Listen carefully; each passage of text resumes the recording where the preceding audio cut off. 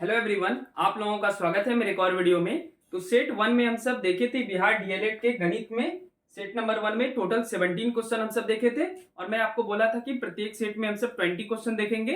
तो 3 क्वेश्चन बच गया है पहले सेट का, तो सबसे पहले इसको देख लेते हैं, फिर अगले वीडियो में हम सब देखेंगे सेट नंबर 2। ठीक है, चलिए वीडियो की शुरुआत करते हैं। चैनल को जरूर सब्सक्राइब कर लेंगे अगर नए हैं, और इसका पीडीएफ तो नहीं मिलेगा, बाकी जीके जीएस का पीडीएफ फ्री ऑफ कॉस्ट मिलता है। टेलीग्राम चैनल का नेम है ऑनेस्ट आर्यन शिक्षा, जो चैनल का नेम है वही है ऑनेस्ट आर्यन शिक्षा। ठीक है, आप जाकर के ज्वाइन कर सकते हैं, मैं डिस्क्रिप्शन में लिंक दे दूंगा, जाकर ज्वाइन कर लेंगे। ठीक है, चलिए आज के टॉपिक को शुरू करते हैं और थोड़ा रूल रेगुलेशन से पढ़ेंगे हम सब मैथ, क्योंकि एक्चुअल में आप सबको पढ़ाना है तो आपको रूल पता होना चाहिए। अगर आप बोलेंगे हर एक चैप्टर पढ़ाने, तो मैं एग्जाम के बाद हर एक चैप्टर पढ़ा दूंगा आपको, तो नीचे कमेंट बॉक्स में आप बता सकते हैं मुझे। ठीक है, तो चलिए सबसे पहले ये जो 18वां प्रश्न है इसको पहले पढ़ लेते हैं, उसके बाद हम रूल को अच्छे ढंग से समझेंगे।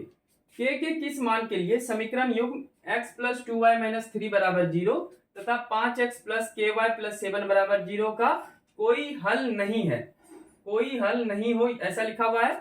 आपके ऑप्शन जो भी है 1, 10, -1 और 3। देखिए सबसे पहले ये समझेंगे कि ये कौन से चैप्टर का क्वेश्चन है। तो ये है 2 घात वाले समीकरण। ठीक है, 2 चर वाले रैखिक समीकरण, ऐसा लिख दीजिए। 10वां का तीसरा चैप्टर है 2 चर वाले रैखिक समीकरण। ठीक है, यानी 2 चर का मतलब क्या हो गया, 2 चर का मतलब हो गया x और y। तो जिस क्वेश्चन में आप x और y जैसा कॉम्बिनेशन देखेंगे तो चैप्टर का नाम आप समझ लेंगे 2 चर वाले रैखिक समीकरण है। अब इसमें मैं कुछ रूल समझाता हूं। देखिए आपके सवाल में क्या है, कोई हल नहीं हो, तो यहां लिखा हुआ है कोई हल नहीं होता है, तब क्या हम सब फॉर्मूला इस्तेमाल करेंगे ये हम सब देखेंगे। तो सबसे पहले इस रूल से ही इस क्वेश्चन को सॉल्व करते हैं, फिर ये दोनों जो आपका रूल बचा हुआ है इसको मैं समझाने का प्रयास करूंगा। तो सबसे पहला समीकरण क्या है, पहला समीकरण है x प्लस 2y माइनस 3 बराबर 0। देखिए ये हुआ इक्वेशन 1, कोई दिक्कत नहीं है इसमें, इक्वेशन 1 हो गया। तो ये जो a1 b1 c1 या a2 b2 c2 ये एक्चुअल में होता क्या है। तो यहां पहला समीकरण है इसलिए हम सब लिखे a1, फिर लिखेंगे b1, फिर लिखेंगे c1। x के जो आगे रहेगा वो कहलाता है a1। ठीक है, x के आगे जो होगा वो कहलाएगा a1। तो क्या यहाँ x के आगे कुछ है, तो देखेंगे आप x के आगे कुछ नहीं है, तो x के आगे कुछ नहीं है तो 1 है। क्या है, 1 है। 1 गुना x करेंगे तो x ही रहेगा, इसलिए a1 बराबर हो गया 1। अगर कुछ नहीं है तो 0 नहीं लिखेंगे, 1 लिखेंगे। b1 किसको बोलेंगे, तो y के आगे जो है वो हो जाएगा b1, तो b1 क्या हो जाएगा 2, और जो लास्ट में बच गया वो हो जाएगा c1। कोई दिक्कत इसमें नहीं है। दूसरा समीकरण लिखिए, यहाँ पे है दूसरा समीकरण है 5x प्लस ky प्लस 7 बराबर 0। ये हो गया समीकरण 2। अब इस बार समीकरण 2 है तो हम सबको a1 नहीं लिखना है, हम सबको क्या लिखना है, a2 b2 और c2। ठीक है, a2 b2 और c2, क्योंकि ये कैसा समीकरण है, ये दूसरा समीकरण है। ठीक है, अब x के आगे जो रहेगा वो a कहलाता है, हम दूसरा समीकरण में लिए इसलिए यहाँ पे a2 लिखा गया, पहले समीकरण में लिखे थे तो इसलिए यहाँ a1 लिखा गया था। तो x के आगे जैसे लेंगे तो है 5, तो यहाँ पे लिख देंगे आप 5।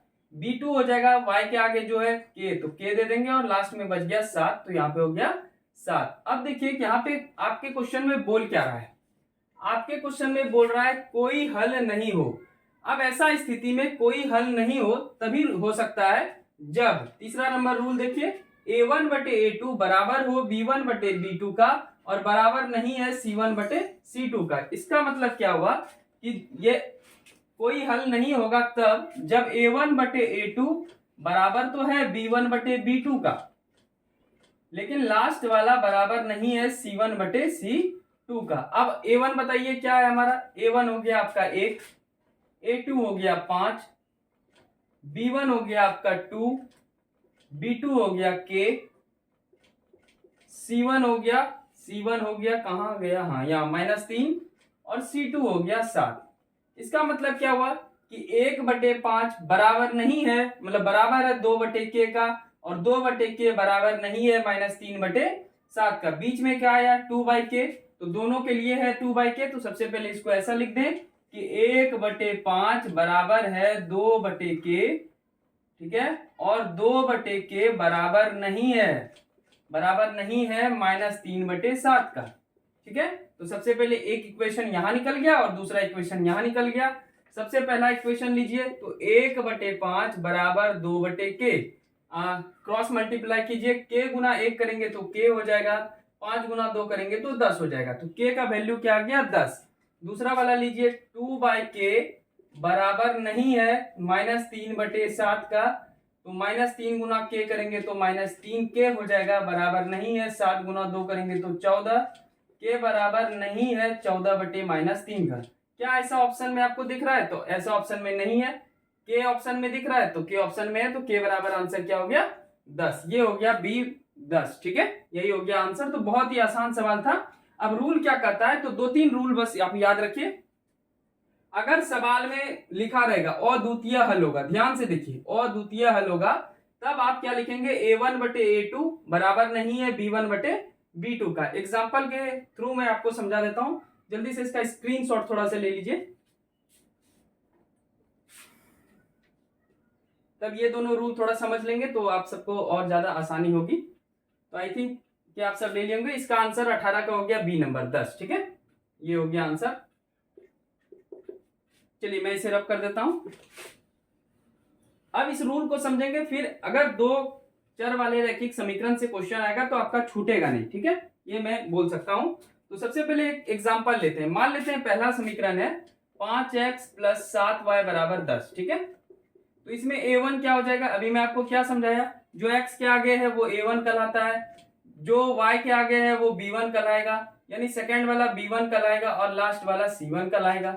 मान लेते हैं दूसरा कुछ भी मान लेते हैं, 6x + 2y बराबर 12। अब यहाँ a2 क्या हुआ, 5 हो गया, b2 क्या हो गया, सॉरी a2 हो गया 6, b2 हो गया 2 और c2 हो गया 12। ये मान लेते हैं क्वेश्चन है। ठीक है, 2 समीकरण है और यहाँ पे सवाल चेंज कर दिया, यहाँ कोई हल नहीं हो, इसके जगह पे आ गया हल द्वितीय है, मतलब अद्वितीय हल होगा। ठीक है, सवाल चेंज हो गया, कोई हल नहीं हो, इसके जगह पे क्या आ गया, अद्वितीय हल है। जब अद्वितीय हल सवाल में बोल रहा है तो हम क्या करेंगे, a1/a2 बराबर नहीं है b1/b2 का, a1/a2 बराबर नहीं है b1/b2 का। मान लेते हैं, चलिए अगर ऐसे निकालने बोलते k का मान, तो k यहाँ पे लिख दीजिए, या यहाँ पे हम लिख देते हैं k। ठीक है, मान लेते हैं k था, तो b1 के जगह पे k हो गया। आपको बोल रहा है k का मान ज्ञात कीजिए। अब कैसा, अब क्या बोला है रूल में कि हल है वो अद्वितीय होगा। अद्वितीय होगा इसका मतलब क्या है, तो अद्वितीय में ये वाला तो आप यूज नहीं करेंगे, ये वाला किसमें यूज करना है, कोई हल नहीं होता है तब यूज करेंगे। यहाँ अद्वितीय हल होगा तो ये वाला फॉर्मूला यूज करेंगे, क्या, a1/a2 बराबर नहीं है b1/b2 का। a1 क्या है, a1 हो गया 5, b1 हो गया 6, b1 a2 हो गया 6, b1 क्या है, k है, और b2 क्या है हमारा 2 है। ठीक है, और ये बराबर नहीं है। ठीक है, तो 6 गुना k करेंगे 6k हो जाएगा, बराबर नहीं है, 5 गुना 2 करेंगे 10, k बराबर नहीं है 10/6, इसको डिवाइड करेंगे तो 5/3 हो जाएगा। यही हो गया आंसर। तो सब रूल अलग अलग है। अद्वितीय हल होगा तो ये वाला आप फॉर्मूला यूज करेंगे, कोई हल नहीं होता है तो ये वाला फॉर्मूला यूज करेंगे, a1/a2 बराबर b1/b2 बराबर नहीं है c1/c2 का। तो ये हो गया एक अद्वितीय हल का उदाहरण। किसका उदाहरण हो गया, अद्वितीय हल का उदाहरण। एक और रूल कहता है, देखिए आपसे संगत असंगत नहीं पूछेगा, ऑब्जेक्टिव में संगत असंगत नहीं पूछेगा, पढ़ाएंगे जब आप टीचर बनके तब आप ये सब पढ़ लेंगे। रूल है 10वां का 3रा चैप्टर है ये। ठीक है, चलिए अब एक एग्जांपल ले लेते हैं दूसरे नंबर उदाहरण का। आई होप कि इसको आप लिख लिए होंगे, इसको लिख जरूर लेंगे, इस रूल को लिख लेंगे ताकि आगे चल के कोई दिक्कत ना हो। अगर ऐसा क्वेश्चन आता है आगे मैं और ज्यादा आप 3-4 प्रश्न का अभ्यास करवा दूंगा आपको। चलिए तीसरा रूल मान लेते हैं, एक समीकरण है, एग्जांपल एक समीकरण है, मान लेते हैं 3x + 6y बराबर 12। ये हो गया समीकरण 1। तो इसमें a1 क्या हो जाएगा, जो x के आगे है, b1 क्या हो जाएगा, जो y के आगे है, और c1 क्या हो जाएगा, जो c1 क्या, c1 तो c1 ही है। मान लेते हैं दूसरा समीकरण 6x 12y बराबर 24 है। तो a1 तो 3 हो गया, a2 हो गया 6, b2 हो गया 12 और c2 हो गया 24। ठीक है, और यहाँ पे सवाल अब क्या लिख दिया, कोई हल नहीं हो के जगह पे आ गया अनेक हल होगा। क्या है, अनेक हल होगा। तो इसमें से कोई एक के मान लेते हैं, तो ये मान लीजिए के है, ठीक है। के का मान निकालने बोलेगा, या इस बार 3 दिया हुआ है तो चलिए मैं सी में मान लेता हूं, ठीक है। सी में मान लेता हूं, सी वाला अभी तक आप एक भी देखे नहीं है, तो मान लेते हैं इस 12 के जगह पे के आया हूं, ठीक है। आपसे क्या पूछ रहा है, कोई हल नहीं हो के जगह पे हम सब सवाल में बदलाव कर दिए, क्या लिख दिया, अनेक हल हो। क्या हो, अनेक हल हो। जब अनेक हल होगा तो रूल क्या हो जाएगा, तीनों बराबर, तीनों बराबर, यानी a1 बटे a2 बराबर है b1 बटे b2 और बराबर है c1 बटे c2 का। a1 कितना है, तो 3 है, a2 कितना है, 6 है, b1 कितना है, 6 है, b2 कितना है, 12, c1 k है, हम सब खुद माने हैं, k का मान निकालना है, और ये 24 हो गया, ठीक है। अब आपको सॉल्व कैसे करना है, तो 6/12 दोनों के लिए कॉमन है, तो दोनों के साथ आप लिख दें, ठीक है। तो यहाँ तो वैसे भी कट जाएगा, हमको k का मान निकालना है, तो इन दोनों से संपर्क साधिए, तो क्या लिख देंगे, 6/12 बराबर है k बटे 24 का। 12 गुना k करेंगे तो 12k हो जाएगा, और 24 गुना 6 लिख दें, कटाने की आवश्यकता नहीं है, क्योंकि k बराबर हो जाएगा 24 गुना 6/12, तो 12 दूनी 24, तो k का वैल्यू आ गया 12। पहले भी हम सब k का वैल्यू 12 ही रखे थे, तो ये हो गया कोई हल, अनेक हलों का इसका उदाहरण, ठीक है। ये दूसरा नंबर का उदाहरण है। तो बस ये 3 रूल हुए जिसको आपको याद कर लेना है।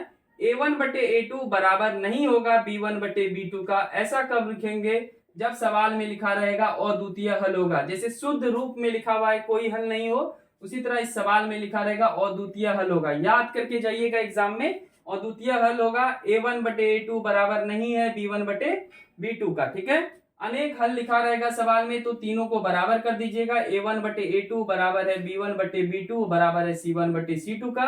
और कोई हल नहीं होता है, ये कब होगा, जब a1 बटे a2 बराबर है b1 बटे b2 का और बराबर नहीं है c1 बटे c2 का। तो जैसा कि हम सब इस क्वेश्चन में कोई हल नहीं हो वाला सवाल देखें। आई होप कि ये कॉन्सेप्ट समझ में आया होगा।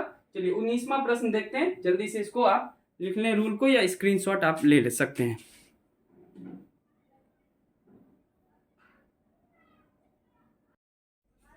चलिए 19वां प्रश्न देखते हैं हम सब।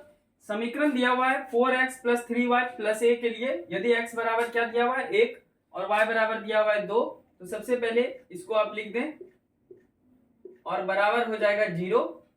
x का वैल्यू बहुत ही आसानी से मिल गया है हम सबको 1, और y का वैल्यू मिल गया है 2, ठीक है। 4 4 का 4 हो गया, 3 दूनी, ये बहुत ही इजी क्वेश्चन था।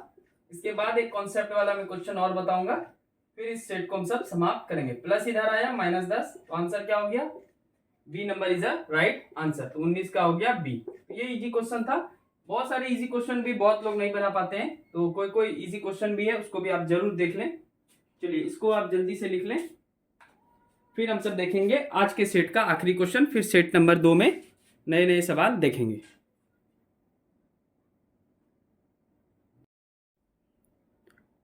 चलिए सेट 1 का आखिरी क्वेश्चन है, इसमें हम समझेंगे यदि द्विघात समीकरण, देखिए जो भी क्वेश्चन मैं यहाँ पे लिख रहा हूं उसको पहले आप खुद रोक करके बना सकते हैं, नहीं बनेगा तो फिर वीडियो आपके पास है ही, पहले खुद से एक बार जरूर कोशिश कर लें। अगर बन गया तो बहुत अच्छी बात है, नहीं बना तो आप सीख लेंगे।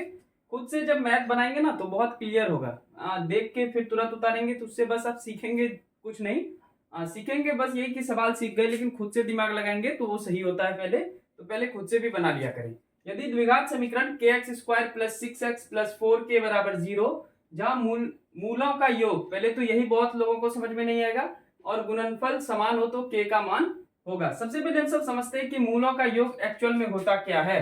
तो ये द्विघात समीकरण का सवाल है, तो द्विघात समीकरण में सबसे पहले हम सब समझेंगे कि मूलों का योग क्या होता है।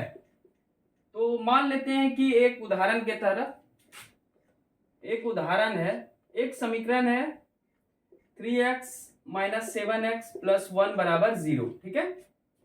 3x माइनस 7x प्लस 1 बराबर 0।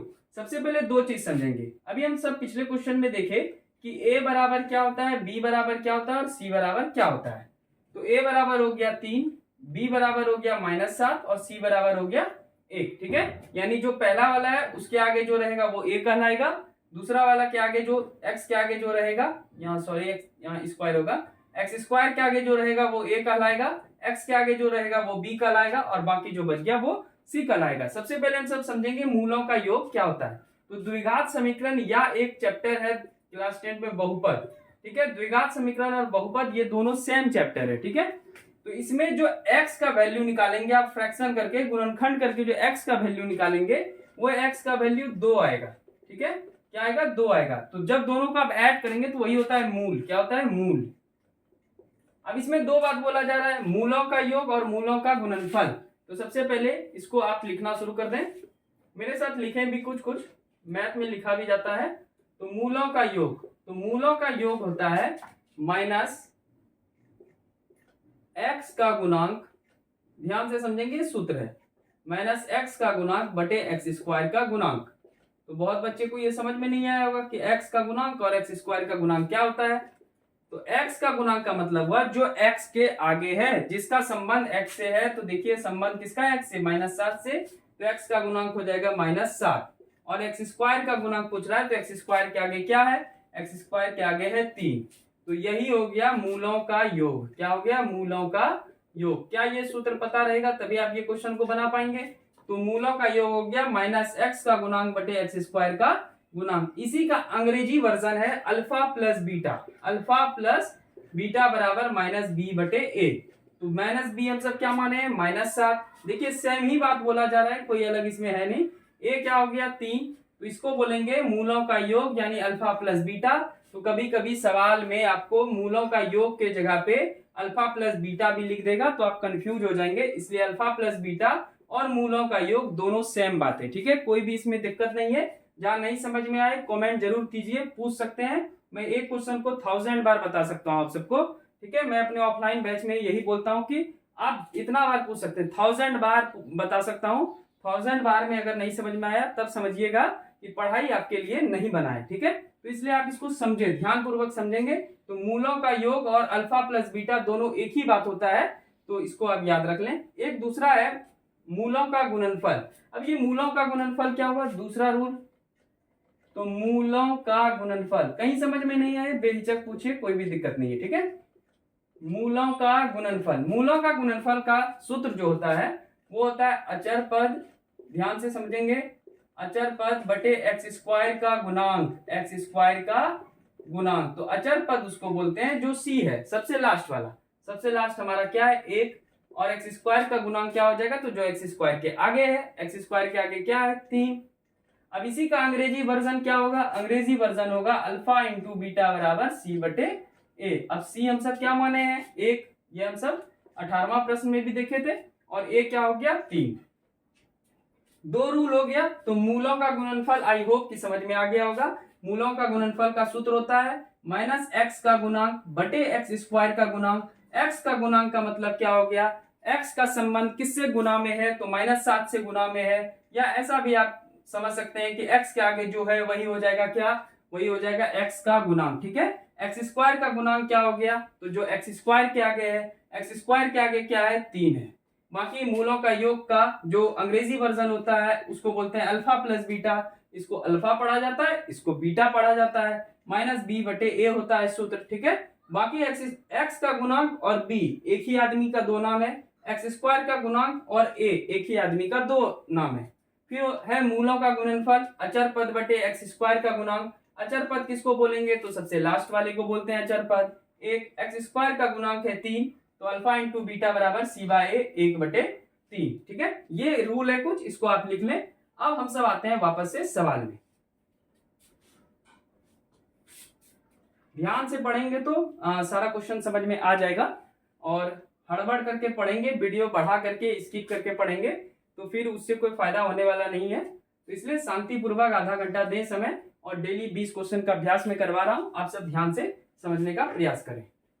बहुत लोग तो स्किप भी करते हैं वीडियो को, मतलब 10-10 सेकंड बढ़ा के, पता नहीं 10 सेकंड में क्या हो जाएगा समय बचा करके। चलिए आगे, अब इस सवाल को हम सब समझने का प्रयास करते हैं, ठीक है। सवाल दिया हुआ है, यदि द्विघात समीकरण kx² प्लस 6x प्लस 4 के बराबर 0 जहां मूलों का योग तथा गुणनफल समान हो, ठीक है। पहले बोल दिया है कि मूलों का योग और मूलों का गुणनफल दोनों बराबर हो, मूलों का गुणनफल।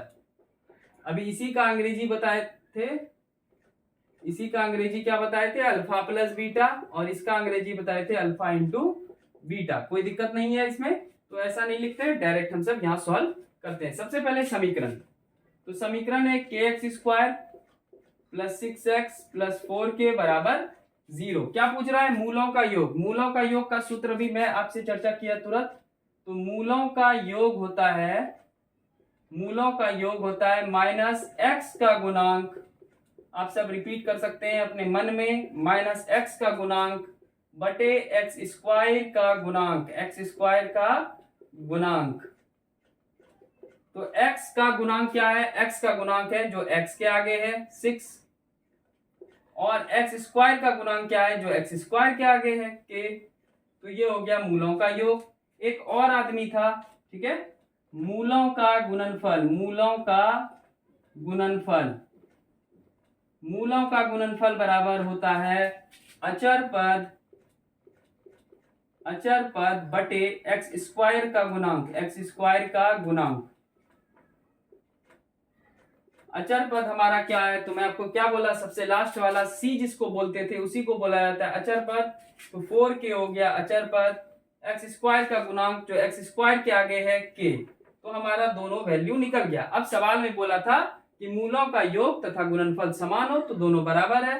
मूलों का योग क्या निकला, तो माइनस 6 बटे k। मूलों का गुणनफल क्या निकला, 4k बटे k। 4k बटे k गुना करेंगे तो 4k गुना k, ऐसा भी लिख सकते हैं, कोई दिक्कत नहीं है। माइनस 6 गुना k करेंगे, माइनस 6k हो गया। सिर्फ k, एक ठो k के बदले में लिखिए माइनस 6k, और ये दोनों गुना में है तो नीचे आ जाएगा बटे में। k और k चल बसे, रोने का काम नहीं है, जाने दीजिए इसको। 6 और 4 कितने, 2 से कटा, 2 तिया 6 और 2 दूनी 4, तो k बराबर हो गया -3/2, यानी C number is a right answer. तो सिर्फ सवाल अगर मैं आपको पढ़ाऊं तो फिर तो बहुत वीडियो नॉर्मल बनेगा, आराम से बन जाएगा 20 मिनट में 20 सवाल। लेकिन 20 मिनट में 20 सवाल में अगर एक भी सवाल अगर आप मतलब आपको समझ में ही नहीं आएगा, क्योंकि आपको ये रूल ही नहीं पता चलेगा तो आप क्या सवाल बनाएंगे, नहीं बना पाएंगे। तो रूल के साथ हम सब पढ़ेंगे, इसलिए मैं आपको पहले ही दिन बता दिया कि आपको पढ़ाना है। तो पढ़ाने के लिए थोड़ा ज्ञान तो चाहिए, और ज्ञान के लिए आपको थोड़ा पढ़ना पड़ेगा अच्छे ढंग से, एक प्रोसेस वे में पढ़ना पड़ेगा, रूल को याद करना पड़ेगा। उसकी गारंटी मैं लेता हूं कैसे आप याद करेंगे, ठीक है। चलिए सेट नंबर 2 के 20 क्वेश्चन के साथ मैं जल्दी मिलता हूं। ये वीडियो जेन्युइन रूप से आपको पसंद है तो हमारे चैनल को सब्सक्राइब जरूर कर लेंगे, और टेलीग्राम के लिए मैं ऑलरेडी बोल चुका हूं पहले, डिस्क्रिप्शन में मैं लिंक भी दे दूंगा, और जाकर आप ज्वाइन करें और वहां पे आप फ्री ऑफ कॉस्ट पीडीएफ पा सकते हैं, ठीक है। मैथ का मैं पीडीएफ नहीं प्रोवाइड करवा पाऊंगा, बाकी जीके जीएस का पूरा पीडीएफ सारा फ्री ऑफ कॉस्ट मिलता है। चलिए मिलते हैं नेक्स्ट वीडियो में, तब तक के लिए थैंक यू। इसको स्क्रीनशॉट ले लीजिए और मिलते हैं सेट नंबर 2 के साथ। Thank you.